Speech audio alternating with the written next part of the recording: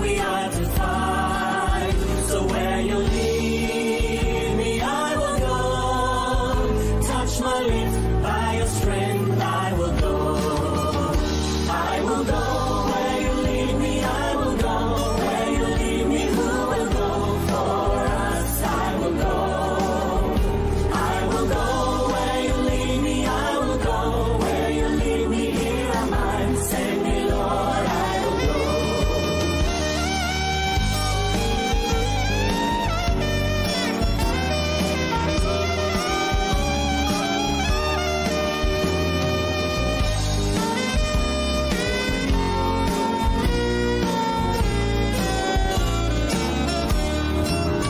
Because my eyes have seen the King, I must tell all the world, worship Him.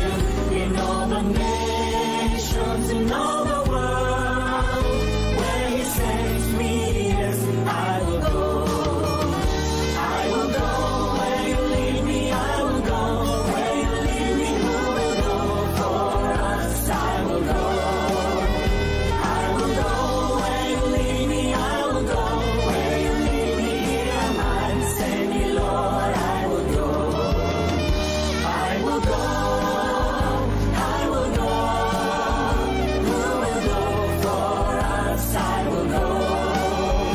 I will go. I will go. Here am I. Send me, Lord, I will go. I will go. I will go. I will go.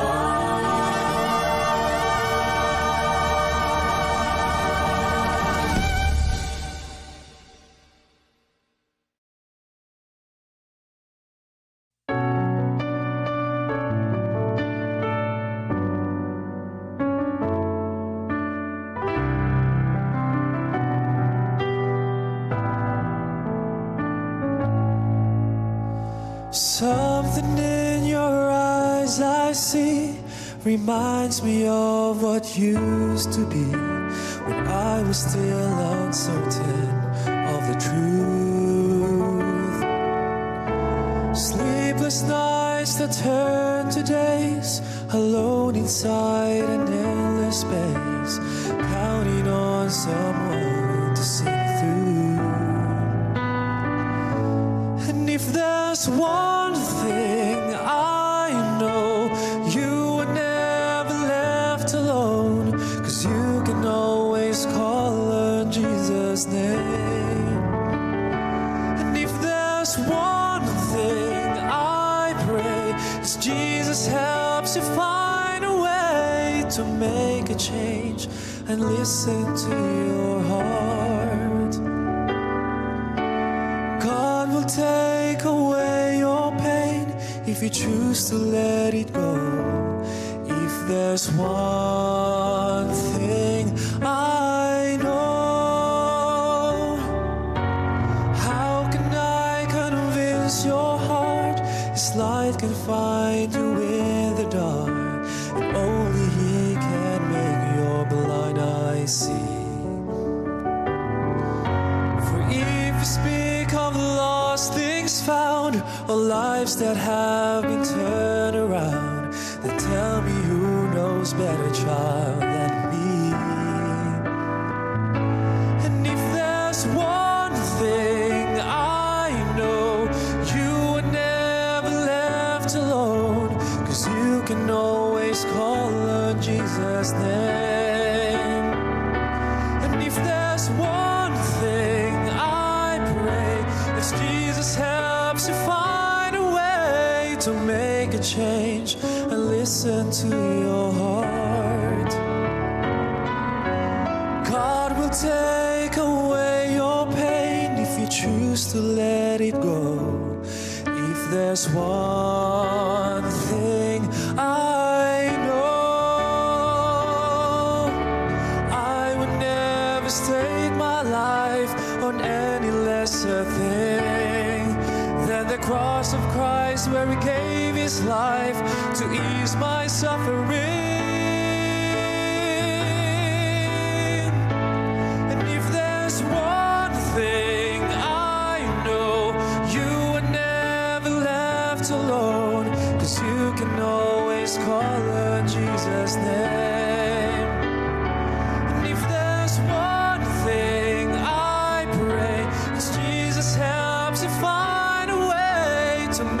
change and listen to your heart.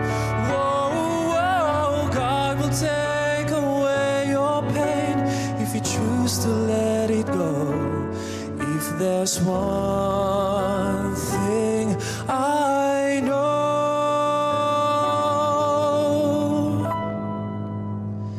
if there's one thing I know.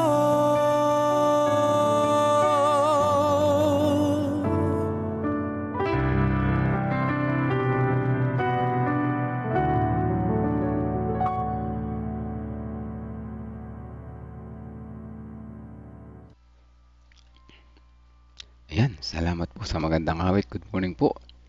Happy Sabbath sa lahat na nandyan sa live ngayon, sa mga nakikinig. Patuloy na tayo pinagpala ng Panginoon sa umaga na ito. At patuloy natin siyang makakasama sa pamamagitan ng kanyang mga salita, mga pangako, mga pag-asa na binibigay sa atin. So ayan, ngayon ay last day ng buwan. At tayo ay, ba't na gano'n? Nawala. Ayan. Ayan, November 30 bukas, December 1, makikiconnect tayo ulit doon sa CLPM. Ayan, kaya nga sinabi ko, pag breakout room balik tayo sa regular nating panalangin. So ayan, good morning sa lahat na nandyan sa live ngayon. Sina Kuya Melchor, Kuya Narsing, ayan, ating masisipag na voice dito, Kuya Monching, hindi pa naka-join, pero okay lang, may nandyan na yan. O baka naka-join sa iba. Si Ate Lorna, good morning po. Si Sister Marlene, good morning po. Ate Mitch. Si Ate Sally Sanchez, Nanay Nerissa, Sister Vicky, good morning sa inyo. Sister Shirley, Sister Belinda, at sa lahat na nandyan sa background. Teka lang, inaayos lang ni Pastor yung kanyang camera. Ayan na. Kumukonect na siya. November 30, napakabilis ng panahon, mga kapatid. Parang kailan lang ay nag-Happy New Year tayo ngayon. Malapit na naman tayo mag-Happy New Year. Sister Rose Encarnado, mahabol pa. Good morning po. Pastor, okay na po. Andiyan na po kay Pastor. Baka may kinuha lang si Pastor sandali. Nakita ko lumakad na pa gano'n Ayun, di ba? Ayan, Pastor, baka nakamute kayo. Good morning po, Pastor. Happy Sabbath po. Good morning po. Happy Sabbath po sa lahat at patuloy po tayong maglilingkod ngayong pong umaga na ito. Yan. Sa mga makalangit na dako. So yung ating pong God First Morning ay nadagdagan ng evening. Yun. Meron din tayong panggabi. Yan. Magsisimula po yun bukas. So tayo po ay sama-sama doon, mga kapatid. Supportahan po natin ito sa ating pong bagong mission na ating pong devotional. So ang ating pag-aaralan ngayon sa mga makalakit na dako, Araw ng Tagumpay. Yan, November 30. So tayo po ay manalangin, mga kapatid. Mapagpahalang Diyos na siyang aming tagapagligtas. Sa umaga nito ay patuloy kaming sumasamba sa inyo at patuloy po namin inilalapit ang aming pong mga sarili. Tulungan niyo po kami, O Diyos, nawa amin pong maintindihan ang inyong pong mga salita at kayo po ang siya magbigay sa amin ng karunungan na nagmumula sa inyo. Salamat, Panginoon, sa buhay, kalakasan na ipinagkaloob niyo po sa amin. Salamat, Panginoon, at lagi po kayo nariyan upang kami gisingin at upang kami patuloy na manalangin at magpasalamat sa inyong kabutihan. Ito po ang aming dalangin sa banal na pangalan ni Jesus. Amen. So, Araw ng Tagumpay. Kailan kaya itong Araw ng Tagumpay, mga kapatid, At ano ang significant nito at ano ang maidadagdag nito sa ating pong buhay pananampalataya? Ang pagiging matagumpay. Yan. Maganda, malaman natin kailan yung araw ng tagumpay para alam natin na, parang payday, di ba? O ngayon ay araw ng tagumpay. Sabi dito sa ating key text sa 22 verse 7 ng Apokalipsis, ako'y malapit nang dumating, ang sabi diyan. Mapalad ang tumutupad ng mga salita ng propesiya.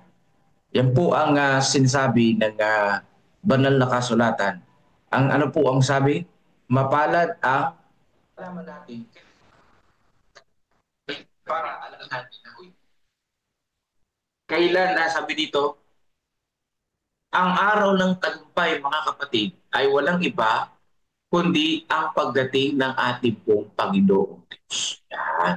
So, ibig sabihin, mayroong pagtatagumpay sa ikalawang pagdating ng ating pong tagapagligtas. Yan po ang sinasabi dito sa ating pong Biblia. At ang sabi po dito sa mga makalangit na dako, mabilis tayong nalalapit sa pagwawakas ng kasaysayan ng mundong ito. Totoo po yun. Napakabilis ng panahon. Hindi natin namamalayan at ibang panahon na sa susunod. At habang nauunawaan natin na talagang malapit nang dumating si Jesus, tayo'y magigising upang gumawa na hindi katulad ng dati. Yan. Malapit nang dumating ang Panginoon, bagamat nakikita natin marami pa rin ang hindi napapaabutan ng mabuting balita ng mga bansa. Pero mabilis lang yan. Kung sa isang iglap, may mga mananampalataya na ginabayan ng banal na Espiritu, mga mananampalataya na desisyon na pumunta sa lugar na yon, at maraming mga tao ang makarinig ng pabalita, mabilis lang po yun, mga kapatid. Ang mahalaga lang naman mapabalitaan. Kaya lang hindi ganun kadali dahil may mga bansa talagang restricted. No, hindi po pwedeng pumunta. Pero ganun pa man, kung may maglalakas loob na pumunta doon at talagang sa Panginoon nananampalataya, di ba? Idalangin natin, baka isa tayo sa pumunta doon para mangaral, di ba? O hindi natin alam yan. Pero sinasabi dito, yung pong mga mananampalataya na nakikita na darating na ang Panginoong Diyos at malapit na ang pagwawakas ng sanlibutan, kikilos ng mabilis, hindi katulad ng dati. Yan. Sabi pa dito, kailangan nating itaas ang watawat kung saan nakasulat, ano daw po yung nakasulat? Ang mga utos ng Diyos at ang pananampalataya ni Jesus. Ang pagsunod sa utos ng Diyos, dakilang usapin. Huwag itulot na mawala ito sa paningin. So sinasabi po dito, mga kapatid, habang naghihintay sa pagdating ng ating Panginoon at tayo ay nananatiling buhay, mahalaga na malaman natin na yung lahat ng mananampalataya ay susunod sa utos ng ating Panginoong Diyos. Hindi para maligtas, kundi ito'y response natin sa kaligtasang ipinagkaloob sa atin ng Panginoong Diyos. At ito ang palatandaan ng mga taong naghihintay sa pagdating ni Jesus, yung masunurin sa Panginoon. Hindi mo po pwede sabihin na ay nananampalatayan sa Panginoon, pero nagsasabo naman, umiinom ng alak, naninigarilyo, nagdodroga ng ipinagbabawal na gamot, pumapatay, nangangalun niya. Sasabihin mo, naghihintay sa pagdating ni Jesus. Sumasamba sa maraming mga Diyos. Hindi nangingilin ng araw ng Sabat. Sasabihin mo, naghihintay sa pagdating ni Jesus sa mga yan? Hindi ho. Ang tunay na naghihintay sa pagdating ni Jesus, nasunod sa utos ng ating Panginoong Diyos. Hindi sinisira ang katawan sa ipinagbabawal na gamot. Hindi mangangalun niya, hindi magnanakaw. Ninanasan ng Panginoon na makita ang gawain ng paghahayag ng mensahe ng ikatlong anghel na maisulong na may lumalagong kahusayan. Yan, yung pong mensahe ng tatlong anghel, ng ikatlong anghel. Ano po yung dapat na maisulong? Yung babala sa maraming mga tao. Kasi may doktrina na universal doctrine na lahat gustong iligtas ng Diyos. Totoo yun. Pero ibang usapin na lahat ililigtas ng Diyos. Kahit masama o mabuti, ano man ang gawin mo, ang ending, lahat ligtas pa rin. Yan ay universal doctrine na hindi sang-ayon ng Biblia. Dahil may mensahe ang ikatlong anghel na sinasabi doon na yung pong Babylonia ay maguguho. Yung pong mga bulaang propeta ay mawawasak.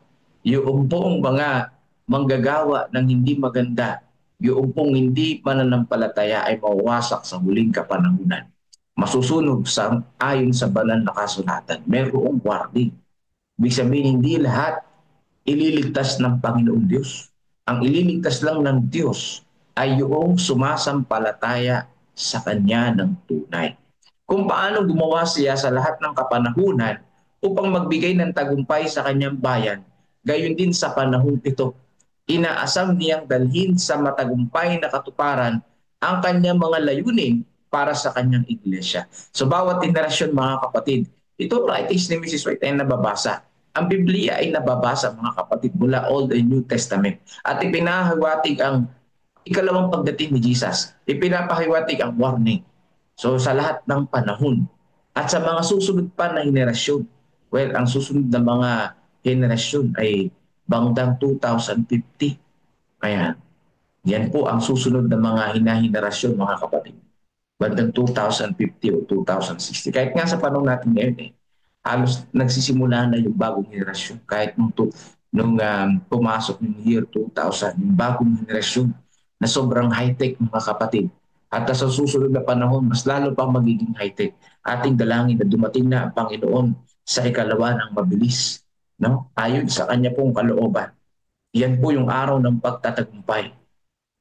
Inaatasan niya ang kanyang mga nananampalatayang banal na sumulong na nagkakaisa, na humayo mula sa kalakasan hanggang sa higit na kalakasan, mula sa pananampalataya tungo sa higit na katiyakan at pagtitiwala sa katotohanan at katwiran ng kanyang gawain. So ito po ang sinasabi ng ating pong devotional. Ang lahat ng mananampalataya ay sumulong na nagkakaisa sa katuwiran, sa katotohanan. No? Dalhin natin ang salita ng Panginoong Diyos sa maraming mga tao.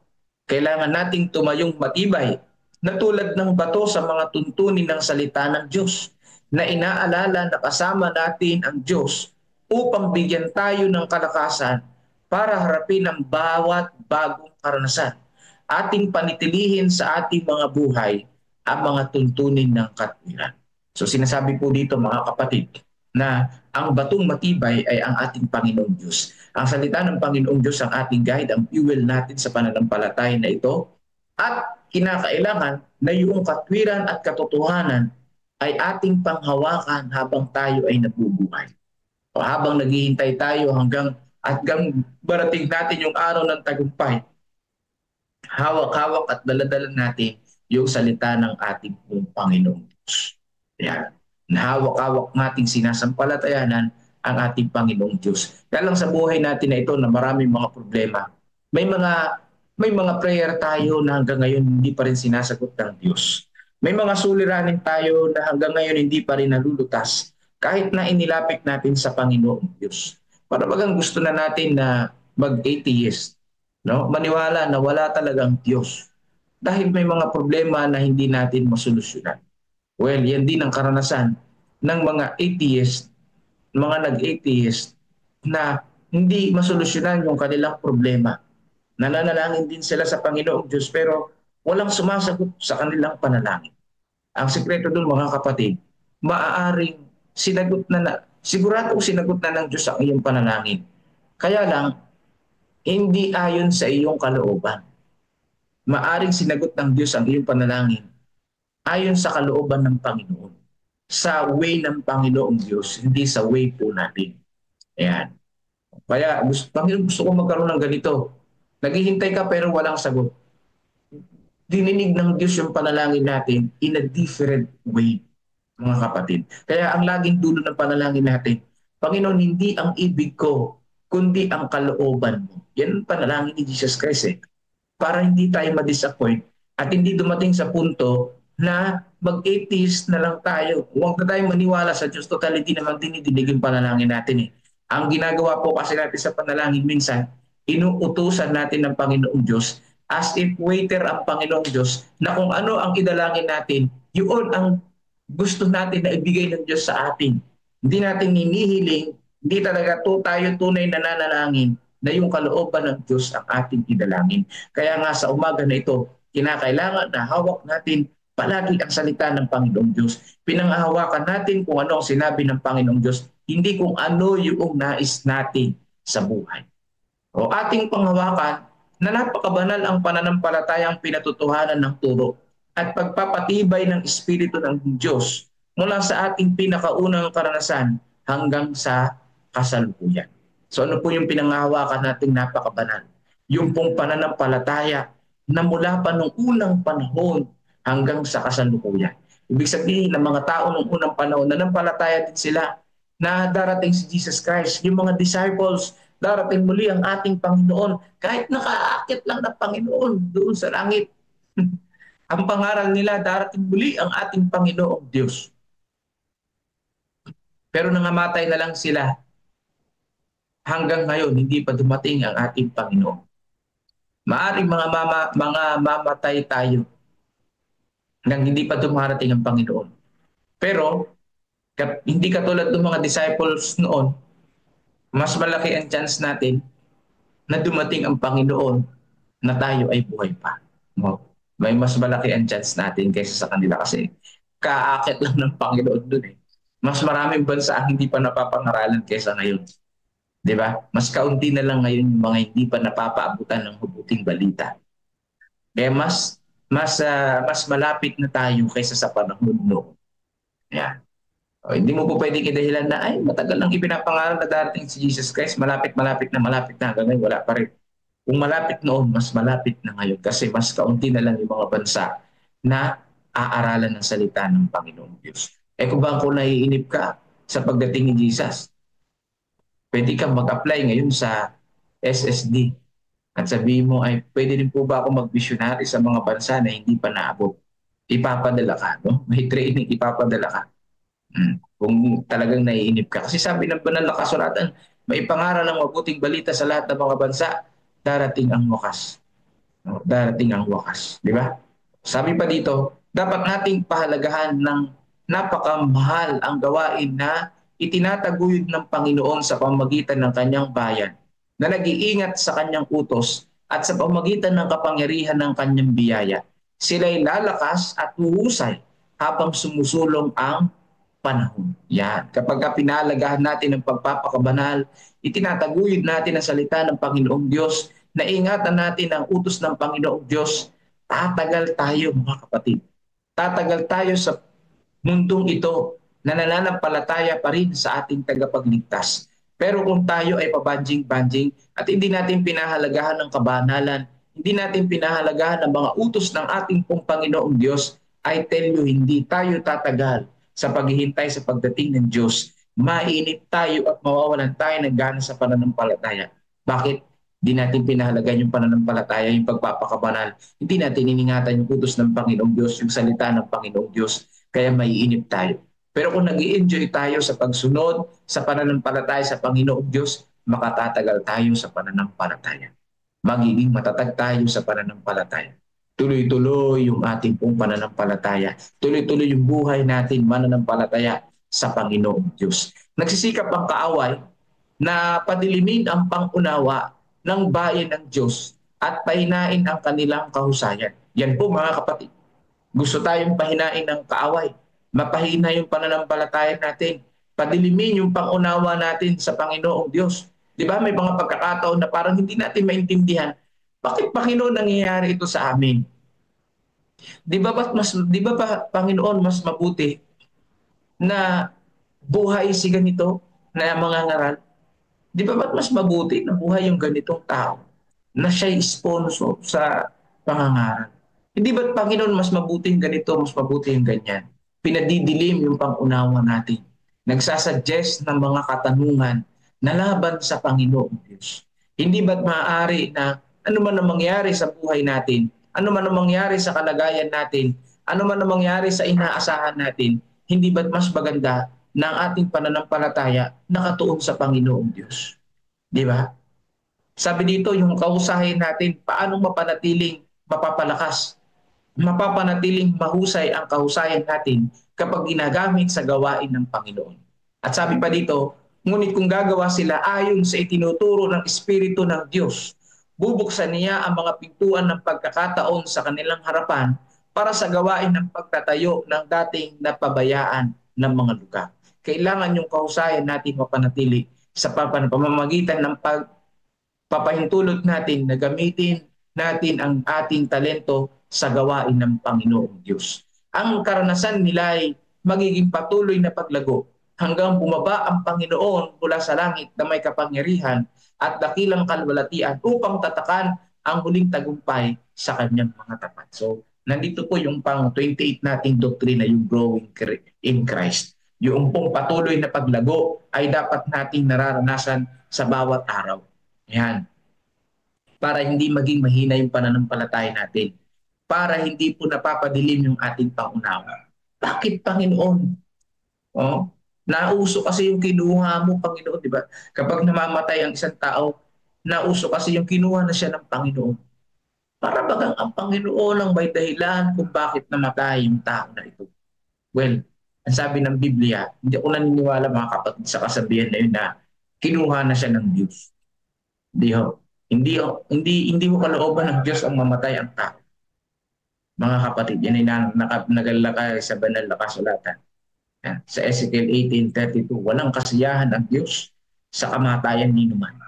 Ay hindi niya kinukuha ang tao para mamatay. Hindi ho. Pag ang Diyos ang pumuha, mga kapatid, buhay. Yun ang totoo. Yan ay biblical, mga kapatid. Magmula kay Enoch, kay Elijah. Pagka kinuha sila ng Panginoon, buhay sila. At ang sabi sa Tesalonica, kapag kinuha ng Panginoong Diyos, buhay na dadalhin sa langit. Makikita mo na umaangat sa langit. May ebidensya na nakakakita na pumunta sa langit. Kinuha ng Diyos. Yun ang totoong kinuha ng Diyos. Pero pag namatay, hindi po yan kinuha ng Diyos. Yan ay namatay dahil sa kasalanan. Yung kasalanan na yun ay ang resulta ay pagkakasakit, panghihina ng katawan. Yun ang resulta ng kamatayan. Dahil nga, tayo ay mayroong salot na yung pagkakasala. Kaya nga yan ang sinolusyonan ng ating Panginoong Diyos. Mamamatay tayo sa unang pagkamatayan, pero yung mga mananampalataya hindi mamamatay sa ikalawang kamatayan doon sa dagat-dagatang. Kaya ngayong araw ng pagtatagumpay, kukunin niya at dadalhin niya sa langit yung mga tapat na nananampalataya sa Panginoon, yung mga lumago sa pananampalataya. Ang gawaing nasa ating harapan, ang siya magpapalawak sa bawat kapangyarihan ng tao. Sa iyo si Jesus at siya ang iyong magiging katulong sa bawat kagipitan. So yung gawaing nasa harapan natin, yung magpapalakas sa atin. Ano yung gawaing nasa harapan natin? Yung mangaral ng mabuting balita. Yan po ang makatutulong sa atin sa bawat kagipitan ng ating po mga buhay. Yan. Ibig sabihin, kapag tayo ay nasa gawain, nasa paglilingkod, tumitibay yung pananampalataya natin. Kasi kailangan ng pananampalataya sa gawain ng Panginoon eh. Kailangan ng panalangin eh. Kailangan ng patuloy na pananalig sa Diyos kapag ikaw ay nasa battleground. Pero kapag ikaw ay nasa pabanjing-banjing, nasa lugar na tinatawag na comfort zone, hindi mo kailangan ng enough faith dyan. Hindi mo i-exercise ang pananampalataya mo dyan. Bakit? Comfort zone eh. Pero pag hindi, mga kapatid, kinakailangan ng matinding pananampalataya. Kaya mas maganda at mas mahusay na nasa field tayo ng Panginoon. Ano mang mangyari, ang lagi natin panalangin, hindi ang kalooban ko, Diyos, kundi ang kalooban mo. Yan din yung karasan ng mga apostol. Marami rin silang tanong. Marami rin silang mga panalangin na hindi nasagot. Lalo na nung sila ay pinersecute at pinatay. Panginoon, ba't yung kami hayaan na mamatay? Na ma-persecute ng mga pagano na ito, kami nangangarap. Yun ay malaking katanungan para sa kanila. Pero ang ending, nanampalataya pa rin sila sa Panginoong Diyos. Yan po yung mga apostol. Sa panahon natin ngayon, wala namang persecution na nagaganap eh. Payapa ang buhay eh. May mga ilan lang tayo na hindi sinasagot ng Panginoon na panalangin. Pero mababaw lang yan kumpara doon sa mga alagad. Pero yung buhay nila ang kapalit. No? Nananalangin sila na iligtas sila ng Panginoon.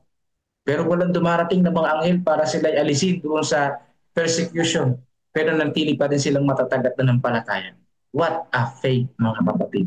Kaya ang sabi dito sa 22 verse 7 ng Apokalipsis, at by the way, ang sumulat ito ay si Juan. Nasa panahon din silang persecution. Nasa lugar sila ng Patmos. Nasa Patmos na yon, walang pagkain, walang matinong inumin, walang masilungan, walang tirahan. Pero ang kanyang naisulat, sabi ng ating Panginoon, ako'y malapit nang dumating, mapalad ang tumutupad ng mga salita ng propesiya ng aklat na ito. Habang isinusulat to ni Juan, siya rin ay nasa isip niya na sa kapanahunan niya darating ang Panginoon. No? Sa panahon niya, biglang darating ang Panginoon at siya isasagapin sa Patmos na yun. Nakaalis din naman siya sa Patmos na yun. Pero hindi tumigil yung persecution sa buhay niya. Di ba? Hindi nagbagsak ng mansyon ang Diyos sa Patmos. Hindi nagbagsak ng maraming pagkain ang Diyos doon sa Patmos. Hindi katulad ng kanyang panalangin. Pero patuloy pa rin nanampalataya si Juan. Tayo may mga sapat tayo, mga pagkain. May mga sapat yung buhay natin. Marami tayong damit. Meron tayong natutulugan. Sa gabi, hindi tayo masyadong komportable yung ating pong pagtulog. Pero minsan tayo ay nagmumurmur pa rin sa Panginoong Diyos. May araw ng tagumpay, mga kapatid, ang ikalawang pagdating ng ating Panginoon. Kaya sa umaga po na ito, patuloy nating idalangin ng bawat isa at lalo ng ating mga sarili. Ang ating idadalangin, huwag naman panginain ng Panginoong Diyos ang ating pananampalataya at paliwanagin ang ating utak, ng ating isipan na maunawaan natin na nangyayari sa ating pong mga buhay at siya'y patuloy nating sampalatayan. So pagpalain tayong lahat ng ating Panginoon at happy Sabbath po sa inyo pong lahat. Ibalik na natin ang pagkakataon kay Brother Melvin. Pakinggan po natin ang awit, Papuri sa ating Panginoon.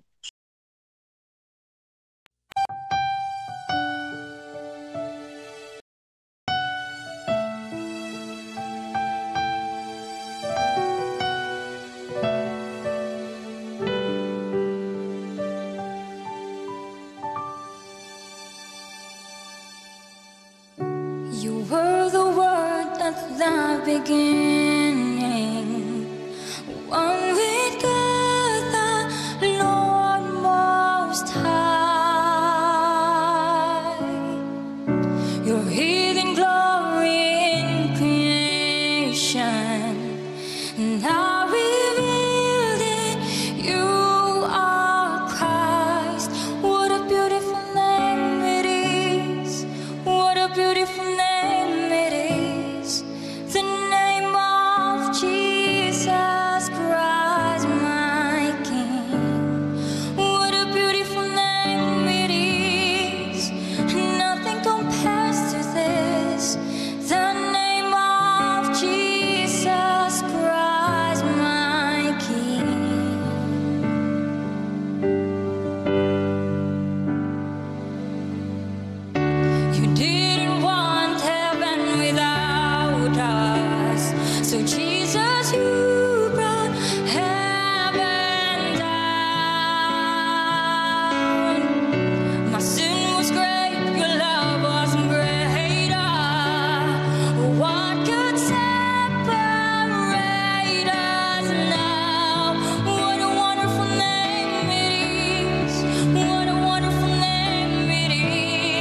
The name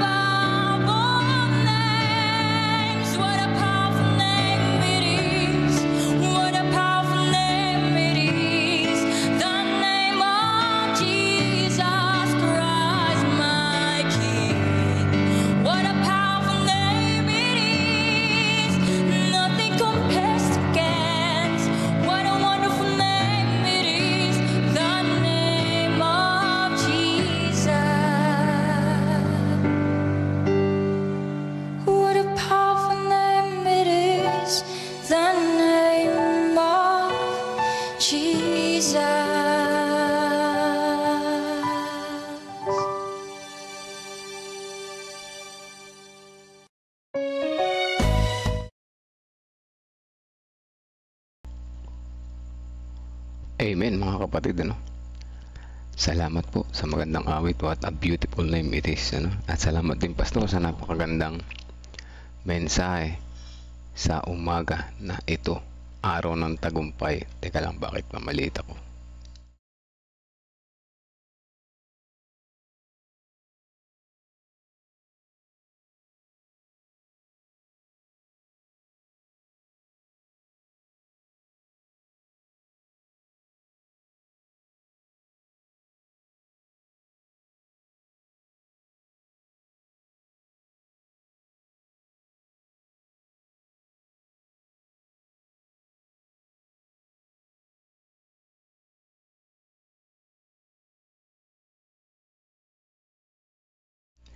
Ayan, ayaw magbukas ng aking cam, ano? Sige, sige po. Tayo mag-reflect sa ating natutunan sa umaga na ito mga kapatid, ano po?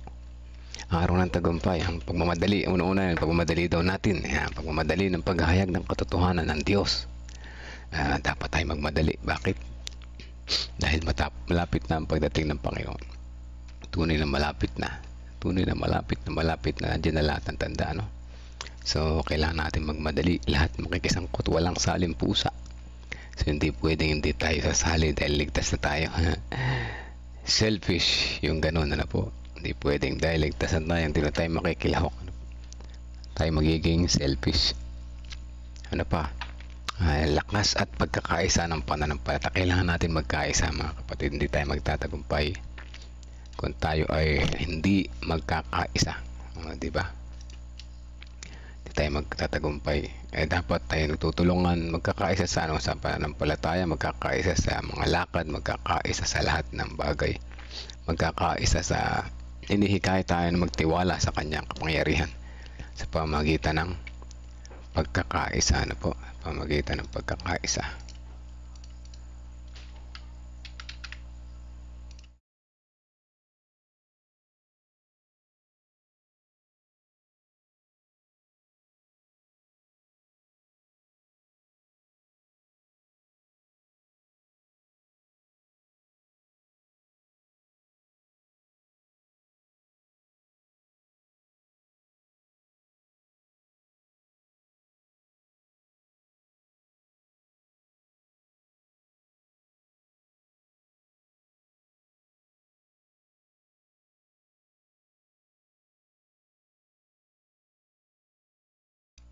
Bakit nawala yung sound ko? Ulitin ko na lamang mga kapatid, ano?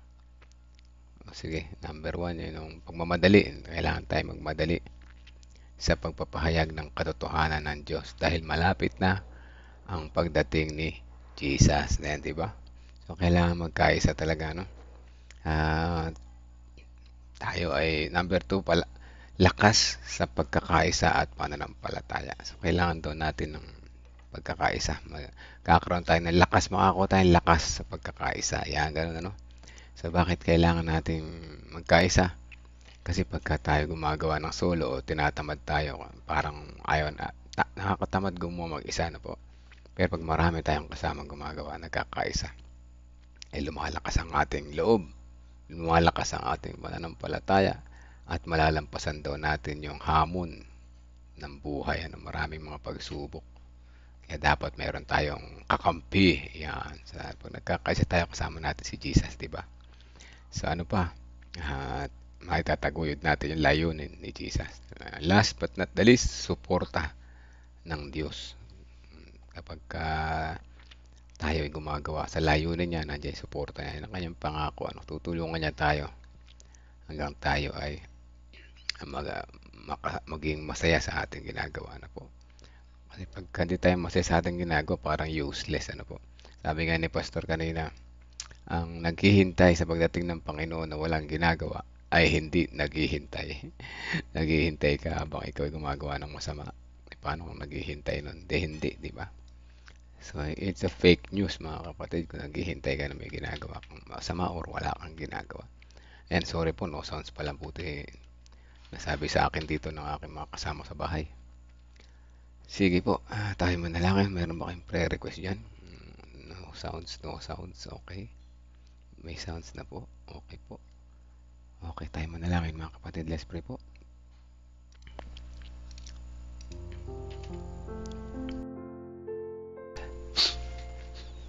banal na makapangyarihan sa lahat, salamat po sa umaga na ito na muli nyo kaming ginising, muli nyo kaming binigyan ng panibagong buhay, maliwanag na kaisipan, handang makinig sa inyong mga turo sa umaga na ito. Salamat sa pagkakataon na narinig namin muli ang paalala sa amin ng araw ng tagumpay ay malapit na. O dakilang Diyos, tulungan niyo po kami na kami mapasama sa mga nagmamadali na magpahayag ng inyong katotohanan, O Diyos, upang sa ganun kami tunay na naghihintay, hindi naghihintay na walang ginagawa, kundi naghihintay masigasig, nagmamadali sa aming pagpapahayag ng katotohanan, sapagkat marami sa aming mga kasamahan, mga mahal sa buhay, mga tao ang kailangan naming mapabalitaan upang sa ganun sila din naman ay makasama namin sa paghintay sa lalapit na inyong pagdating. Salamat po sa pagtuturo sa amin ng may lakas pagkakaisa. Ito ay malalampasan ang mga pagsubok sa buhay, ang mga hamon ng pagsubok sa buhay.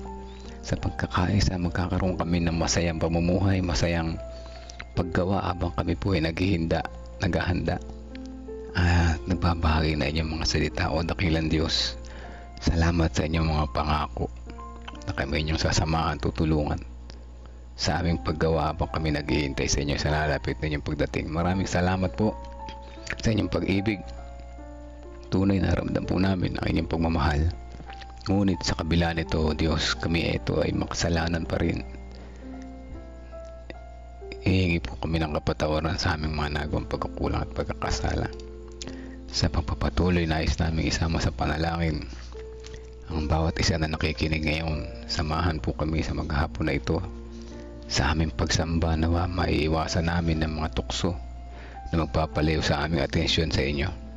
Tulungan niyo po kami na maitaas ang papuri at pagsamba sa inyo sa araw ng Sabat na ito, sa buong maghapon na kung saan hanggang paglubog ng araw maraming mga tukso na darating sa amin sa maghapon na ito. Nariyan ang gadgets, ang cellphones, nariyan ang mga usapan na hindi makalangit, nariyan ang iba pang mga pagsubok na bumubulong sa aming tainga upang kami mailayo ang aming atensyon po sa inyo. Dakilang Diyos, tulungan niyo po kami na mapaglabanan po ito.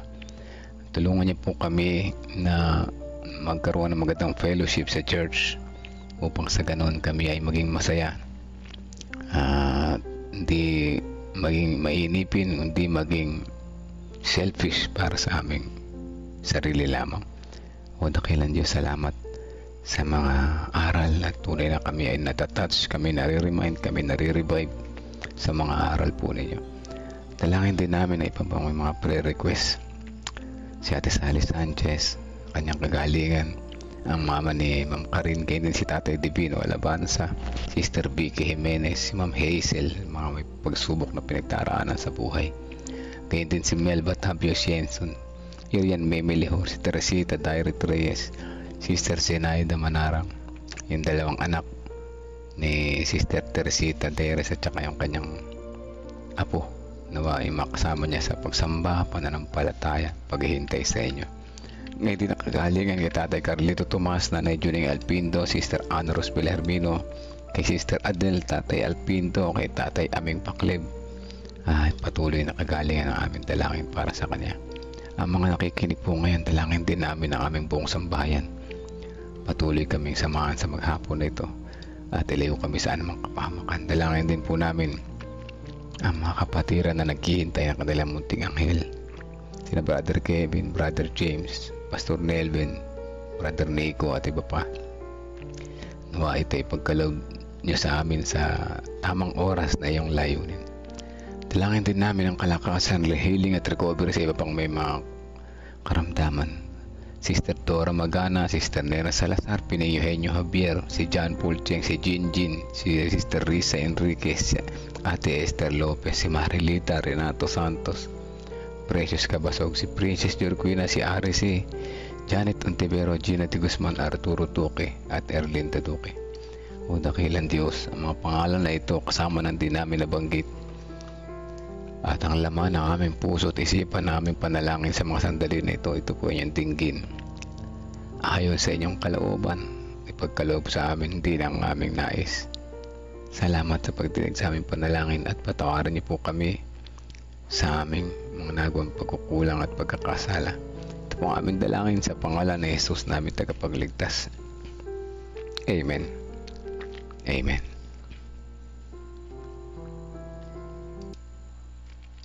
Amen mga kapatid. Salamat po sa mga prayer warriors. Salamat po sa mga nag-share at happy Sabbath sa lahat. 22 live viewers, 22 kayo dyan at may mga kasama pa kayo sa bahay malamang. At ayan, at hanggang bukas pong muli ay patuloy tayong magdalanginan.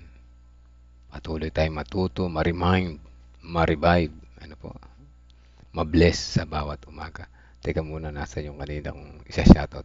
Si Brother Johnny Talanya, happy Sabbath po sa inyo. Welcome po dito sa Discipleship Ministry.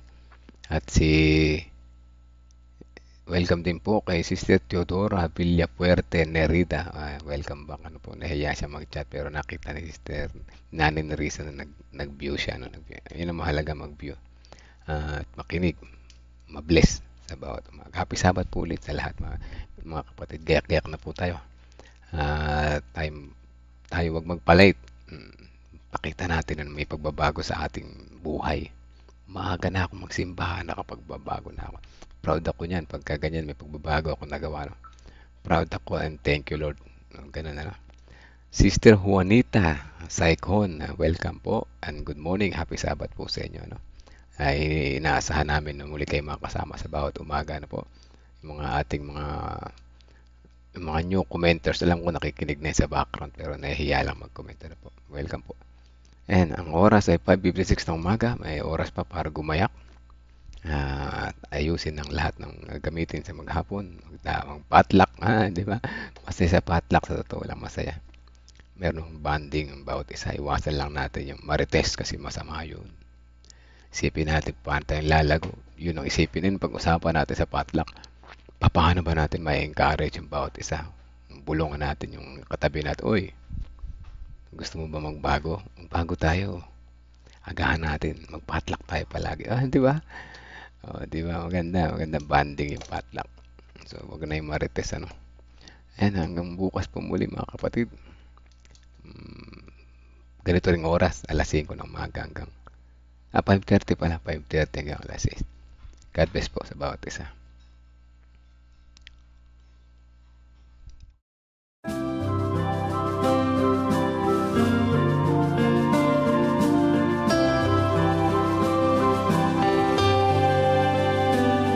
I hear the voice of Jesus calling. My answer is, I will go.